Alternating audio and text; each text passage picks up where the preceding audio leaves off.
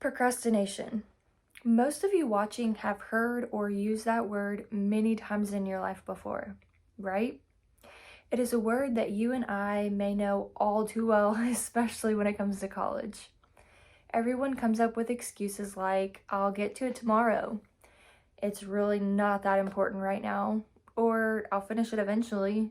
Sound familiar? I thought so. We have all fallen victim of procrastination at least once or twice in our life. It's a part of being human. According to a book titled The Procrastination Equation: How to Stop Putting Things Off and Start Getting Things Done, written by Piers Steele, surveys indicated that in the 1970s, only 5% of the population were considered to be chronic procrastinators, but today that percentage has grown to 20%. The purpose of my speech today is to persuade you on why it is important to not procrastinate on everyday tasks. I'm going to tell you what procrastination means, why people procrastinate, and some helpful tips to help you not procrastinate. You may be asking yourself, what does procrastination really mean? The definition of procrastination, according to dictionary.com, procrastination is the act of putting off or delaying something, especially something requiring immediate attention. Whether it's that English paper you've been dreading to write because it has to be 10 pages long and you know it's going to take forever. Starting that exercise plan at the gym because after all, you did say that was your number one New Year's resolution this year. Putting in a load of laundry that has been sitting for days because not only does that laundry have to be washed, it has to be dried too and folded. Making that important phone call you've been meaning to make, but you really don't want to talk to anyone, or even getting some spring cleaning done because the house is a mess. We all do it. Put yourself in this scenario. Your boss calls you and asks, hey, could you make the presentation for the next conference meeting? You agree, you discuss things with him, and then you hang up the phone.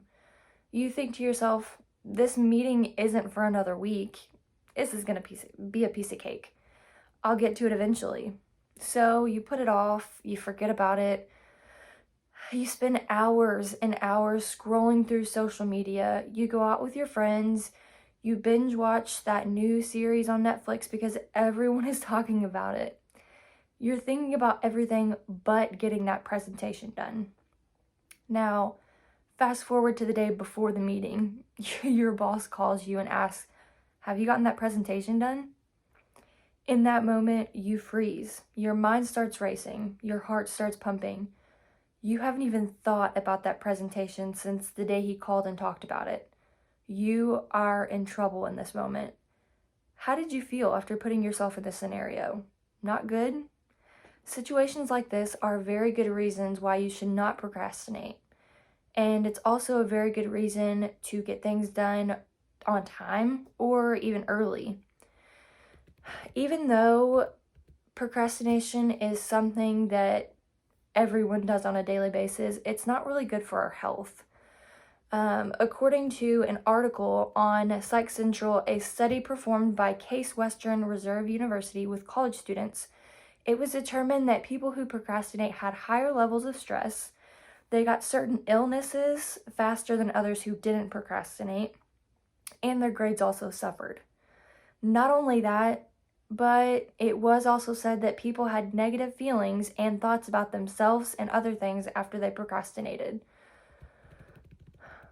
There are many different reasons on why people procrastinate. And another article written by Washington Post, it says the reason is because it has to do with the inability to self-regulate negative feelings around unappealing tasks. Think about it. Do you procrastinate on making fun plans for the weekend? What about planning a fun birthday party? Or even planning your next beach vacation? A task that is wanted brings good feelings and makes you feel excited, whereas a task that is overwhelming or not so fun brings uneasy feelings and anxiety. There are many different ways to stop procrastinating, but here are just a few. Try breaking things down. Look at the little steps to get there versus the big picture and how long it's going to take for you to get X, Y, and Z done. Make lists of the things that you need to do, and as you go, mark them off. And some people even go as far as rewarding themselves after they get a task done. It gives you something to look forward to, and it makes you more motivated to get it done. And finally, eliminate all of your distractions. Put your phone away. Social media is a huge distraction, and I know myself and many others get stuck on TikTok or Instagram, and you just scroll and scroll and scroll, and it is so distracting. So try and eliminate that. Even changing your environment, that sometimes will help too. In a quote once said by Thomas Jefferson, "Never put off tomorrow what you can do today."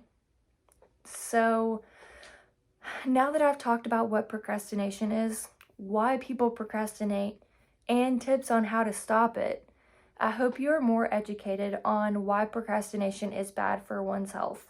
After all, life is short and we only have a limited amount of time each day. Don't waste it.